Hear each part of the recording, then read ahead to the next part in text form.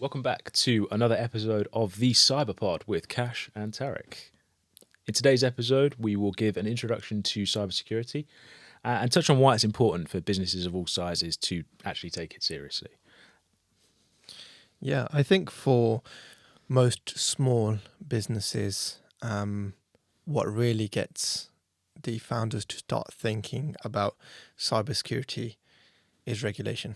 Yeah, 100%. I mean, we touched on it in the first episode, but it's very much the why you have to do this and the consequences of not doing it.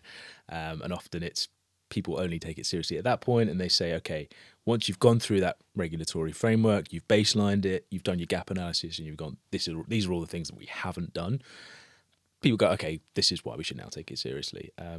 I mean, this is a whole series in its own, right? Yeah, and we will touch on regulation in another, I think we'll do a regulation series down the line at some point, and let you go into all of the things you love. Got some horror stories to tell.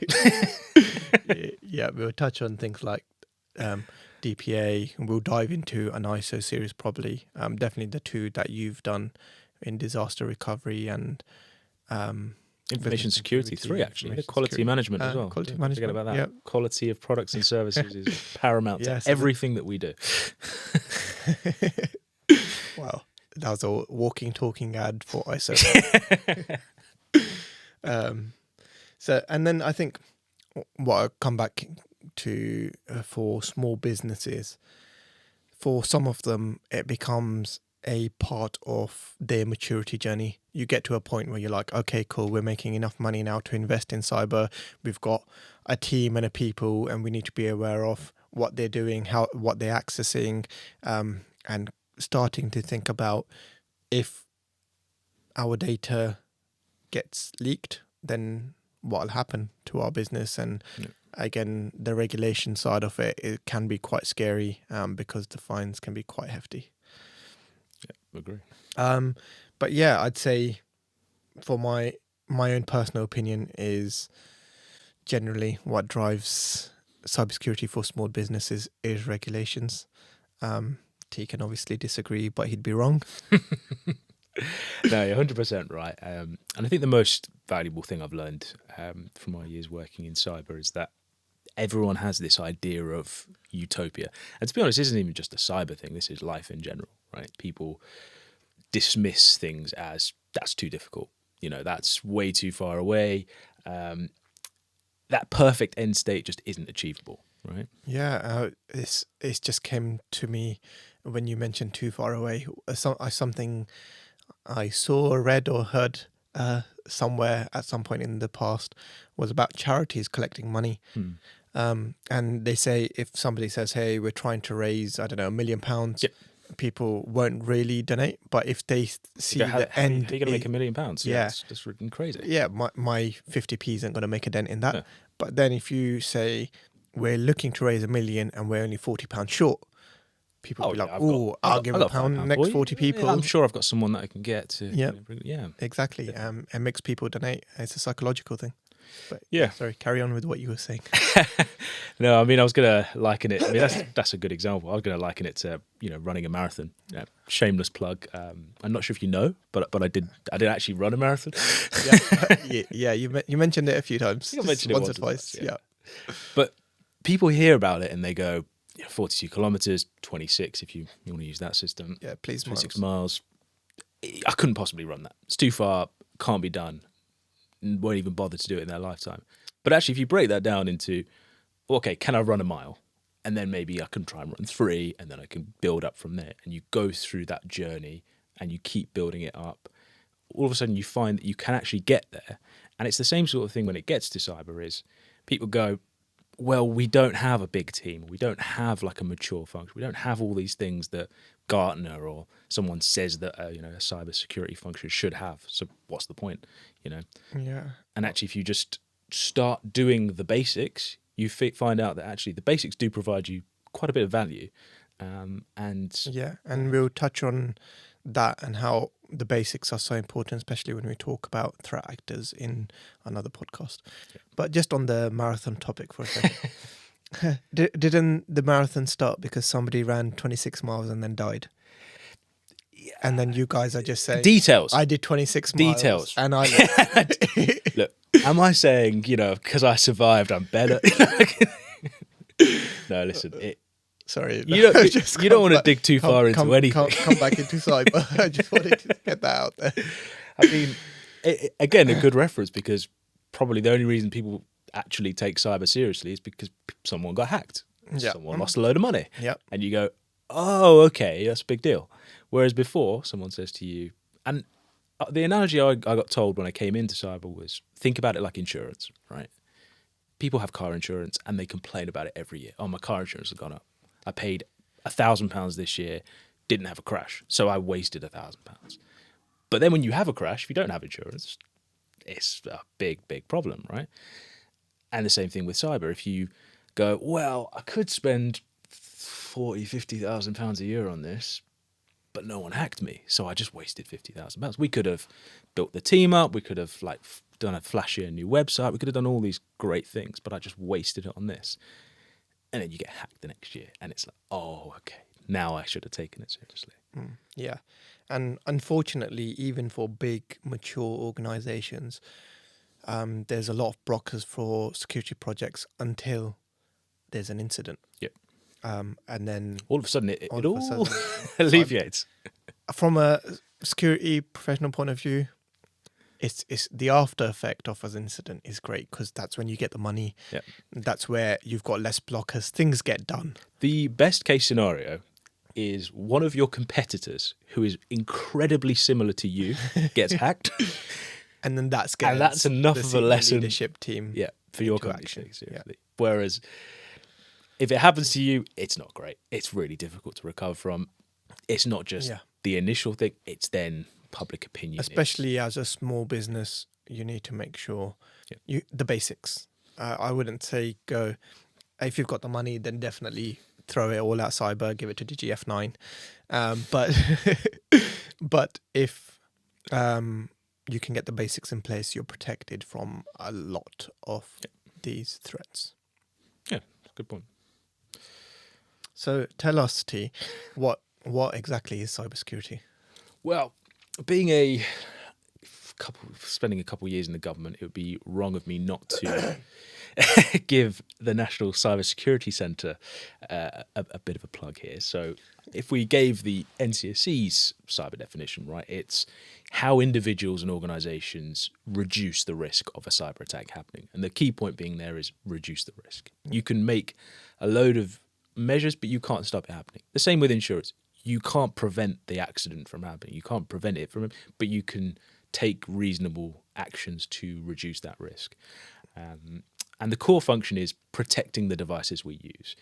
You only need to look around your personal effects or your house to see just how many devices that actually includes. Anything that can be connected to the internet falls in scope of a digital device, right?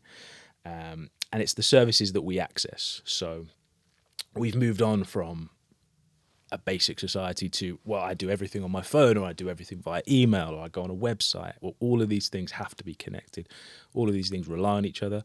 So whether you've been hacked, whether you have a denial of service, whatever's gone wrong, it's going to cause you significant impact, right? And I think the final part of that definition, preventing unauthorized access to the vast amount of personal information we store on these devices, is probably the one that hits home most with people, right? So when a company gets hacked, when a company is breached, people immediately go, wait a second, I use them. Like recently, my father's hospital was hacked, and immediately he's concerned because all his records are there, all his information is stored within that. And you go, okay, hang on a second. There's so many companies that I've signed up to, or there's so many areas that I might have a profile for, an account for, that I've gone, I completely forgot about that. But they have my address, they have my bank card, they have potential information about myself that I'm like, I don't really want random strangers knowing. Yeah. So I think it's a pretty good definition, But it's simple, it's easy to understand, right? And I think one of the things that I hate, not just in cyber, in any industry, but is when people try and go over your head. So you ask them a question, and to make themselves sound smart, they throw in a load of buzzwords, right? They try and make themselves sound really clever by giving you an answer that you can't understand.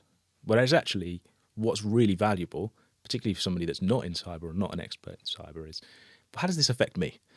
And it's side note, it's probably one of my favorite scenes. I'm trying to remember what it's from. What is it from? Essentially, it's Peep Show. So obviously you've got the narration of the two characters' heads, and one of so Mark is essentially saying to Jez, I'm going to get engaged to Sophie. And he immediately goes, wow, this is amazing news. How does this affect me? And that's so true in life, right? You immediately go, yeah, cool, but what does that mean to me, right? If it doesn't mean anything to me, I'm probably going to forget about it in a week or two. If it affects me, it's a big problem. And so the way we kind of break cyber down is that CIA triad, right? So you've got confidentiality, integrity, availability. Three fairly... not the American CIA. Again, I remember seeing it on my syllabus and thinking, well, we're doing some stuff with it. No, we're not. So with confidentiality, it's, keeping information to the audience that it's supposed to be for. So unauthorized people shouldn't have access to that information. Integrity, well, think about what integrity means in your day-to-day life. It's, only allowing people to edit information so that accuracy and credibility of information is maintained. If you don't want people tweaking things about you, or they're changing your content, potentially going onto your website, altering the information, and then actually, that maybe ruins your reputation. And then finally, availability, right? Whether you're a small business, a larger enterprise, you've got a service that you're offering to customers, or you've got a product that you want to sell to someone. If somebody reduces your ability or completely nullifies your ability to actually provide that service, you can't make money. So people will understand that, right? People will immediately go, that's usually the one people take most seriously, I would say. I just want to throw something in there. Not always. There are some organizations. I remember on a train journey into London once with a friend.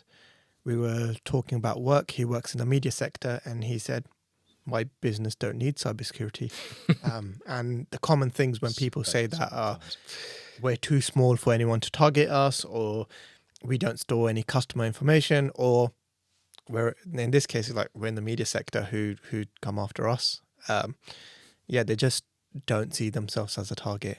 Yeah, I think it's often the biggest problem, right? Is people downplay themselves, they downplay what they have. Now, we can't tell you this exactly is true, so I think it's better to just share a story to show you why it's important, regardless of your size, why cyber should be taken seriously. So I'm going to hand over to my man Kash to run through some real security operation center challenges, because this is the juicy stuff. Right? Yeah, I thought, well, it was so just jumping straight into it. I think it was a Saturday morning. I was doing my Sainsbury's shop. Side note: threat actors always pick a Friday afternoon or a Saturday Friday afternoon at 4:00. They know. After about 3 p.m. on a Friday, no one's doing anything. Yeah, so I received a call from a client of ours who are an IT service provider, and their customer, we'll call them Box Accounting. It's a purely made up name. I saw a box. It's a box, and it was an accountancy firm, so Box Accounting. Box Accounting are going to be in the comments. Like, we did not get hacked. It was not us. If there's a real business called Box Accounting, I'm sorry. So Box Accounting had used a freelance developer, a cheap option, probably from just something like Fiverr or Upworks, where you sometimes get some great people, but you also get a lot of people just who are in university or starting out, or not a high level, but they're kind of learning on the job. They learn on the job. So it's a cheap service, and sometimes they end up promising things they can't deliver. But other times there are some great people on there, a lot of experience. and they will do this like maybe as a side hustle. But anyway, enough about Fiverr and those kind of services. So this client had used a freelancer, cheap service to build them a website. It did the job for a couple of years.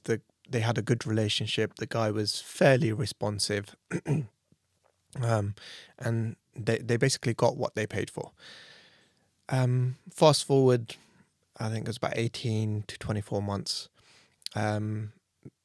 The developer wasn't willing to do something for them. Don't know if it was a competency issue or what the problem was, but they had a falling out. And now they had nobody looking after their website. So they, one morning, I think it was that Saturday morning, they got a call from a client. So that they worked, apparently they were available on evenings and weekends. So one of their clients called them and said, your website doesn't look right. And they had a look, and somebody had defaced their website. So defaced is when a hacker gets access to your website and changes the content. Integrity. Yeah, integrity. I'm back to the CIA triad. Nice.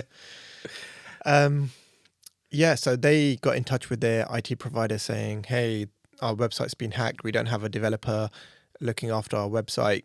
Can you do something? Thankfully, IT had some backups. So they restored the website to a previous version. That was fine. That lasted a few days. They saw this was now the working week. They got another call saying the website's been defaced. Turns out they called the IT team again and say, it's happened again. Can you stop it from happening? So the IT said, okay, we'll do the basic stuff. We'll revert it to an old backup. We'll change the login details. And that's that. It shouldn't happen again because now whoever it was shouldn't have access to the website. Fast forward a few more days, it happens again. And then this, I think I missed up my timeline. They didn't call us in the first. This is when we were called. So this was the Saturday morning now. The IT provider called us. So this has happened twice now. So it's happened 3 times. Okay, so it's happened 3 times. Now they've got... Yeah, so we've been called the third time. So the first time, it was a revert back to previous version. Second time was revert back plus change passwords. Third time, they didn't know what to do, where this attacker was getting in from. Yeah. And to be honest, they didn't know why they were being targeted, but they had a suspicion who it might be. So DGF9 and myself were called in to have a look at the web server, look at the logs, see if we can understand how they're getting in and stop it from happening again. Now, it turned out there was a few problems. So the first problem was they had no logging enabled. So always good to find that out after. Yeah. So you go into a server. Nothing's being recorded. We don't know who's getting access. There's no access logs. I can't really do anything with the information. But we didn't stop there. We decided to look around the server and see if we can spot anything obvious that was wrong with the configuration. Yeah. Turns out there was. So they had a backup. Great. It was saved to a public directory. That means anybody from the internet who had the correct URL with the / backup or whatever was able to see their latest backup. Crazy. It gets worse. The backup contained their password. In clear text. I'm the meme No now where encryption. it's like 3 face palms. Yeah. It's like one just isn't enough. It was really, really bad. So that was down to the developer and his configuration. He'd been told to have a backup. He had a backup, but he wasn't a security person. He didn't care about the logs. He didn't care about encryption or where things were being saved. So potentially, whoever got in, so we don't know it was the developer. We didn't have any proof to point to the developer. It may not have been the developer. That relationship breakdown could be purely a coincidence because their password was on the internet. So anybody from the internet could have been logging in and defacing the website. So we helped them make some configuration changes and secure it. But there was a lot of things wrong with that server and that website. And to be honest, they ended up choosing the route of rebuilding the entire thing, which was the smartest decision at the time. But then this led to a review. So Box Accounting had thought they weren't a target because they're 4 or 5 accountants working together, a small business, nobody's going to target them. But more importantly, they don't store any information. They use Xero as an application. Everything is saved in Xero. Yep. They have no information that even if they got hacked, what's going to happen? It's not like Xero is going to be hacked. Yep. So they're fine. Cybersecurity was Xero's concern. So we went in and did a quick assessment. There's only 5 people. It didn't take that much time. Turned out they have no password policy. So people were literally, I can't remember the passwords they used, but probably not the most. Yeah, they were not secure passwords. It was just their name in some occasion. Change me ASAP. I remember the first application I had to develop. That was the password. I was like, oh. So when was this set? Yeah, that's a common password that is set, so people are to remember to change the password. But it's having it like change me as soon as possible. Nice, in, cool. Let's do it. Yeah. But there was nothing forcing the user to change their password. Yep. Nothing in place to make sure that the password they were entering was secure. So so you see them everywhere now. When you enter a new password, they have basic password policies. So you have to use a capital letter, small letter, a number, a special character, things like that. They were also sharing passwords to get into Xero. They had no antivirus solution on their laptops. They had no backups of their own personal files, and any backups that they did have were stored like locally, which means if there was an incident like a ransomware incident, which are quite big at the moment, those backups would be useless. They would not be able to restore from them because they'd been encrypted. Yeah. There was no things like multiple factor authentication where you use your phone or an SMS message or something, especially to get access to Xero, because that's where all their data was held. And they had no security training or like to teach them what a phishing email is. So user-based errors are probably one of the biggest ways a threat actor will get access to your estate. I'm not sure if I'm just making this up or if it was a start. I think it was over 80% of incidents started with phishing. Wow. Okay. So with that in mind, user education is probably one of the easiest things that a small organization can implement, probably with low budget, because you can find an outsourced provider, maybe like DGF9 or somebody else out there that can come in once every 6 months and deliver live training or help you create your own custom training in-house. But there are existing platforms out there that do this kind of things, and you can just pay for a license or a number of licenses to get access to that training. Awesome. Yeah. So that was that incident, and there was so much for them to go away to implement, and they realized we need to invest at least something, get antivirus solutions on our systems, enable multi-factor authentication. Is free. All it takes is a little bit of configuration. Password policies, very easy to implement, but make sure you use stronger passwords. You don't need to go into the realms of a big organization where you get like an endpoint monitoring tool where you can disable 100k a license and all that kind of stuff. Well, like 25k, 30k licenses. You don't need to go down those routes, and use quite cheap ways of taking those basic measures to protect you from that low-hanging fruit that you currently are. Yeah, definitely. I mean, it goes back to that thing we were talking about in the first episode, where people assume in that maturity journey that, oh, well, if I need to do cybersecurity, I need endpoint detection, I need to do all these like flashy things that are going to cost me X thousands of pounds. Can't do it.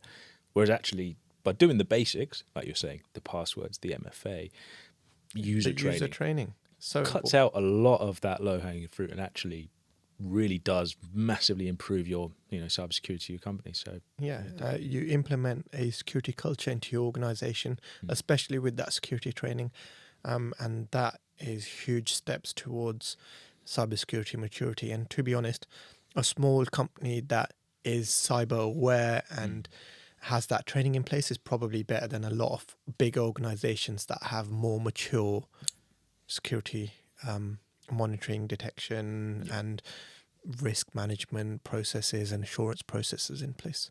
Awesome. Yeah, I think it's a really valuable topic, because I think often people, like we said, don't take security or cybersecurity seriously enough until an incident happens.